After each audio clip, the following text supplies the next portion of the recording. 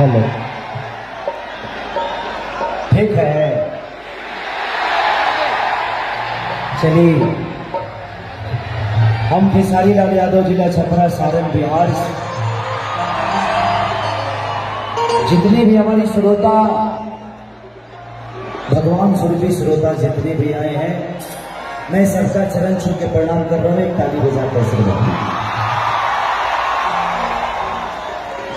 अब सबकर चरण छुए खातिर जाए तो ज्यादा टाइम लगेगा। अच्छा, यहाँ सब लोग भोजपुरी तो समझते हैं ना? अच्छा, भाई लड़का हमारे धूप होता भाई जी, लाइट को थोड़ा सा डिम रखिए। हाँ, डिम रखिए।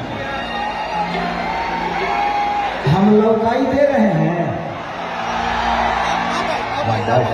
क्योंकि आप सब मुझे देख पा रहे हैं, मैं आपको नहीं देख पा रहा हूँ इस लाइट की वजह से। तो कुछ अलग से लाइट दे दीजिए ताकि मैं भी देख पाऊँ इनको। हमारा मोरिए पर बार दो ना, पागल करे तो लागू बड़ा बात तो हमारा के। चलिए,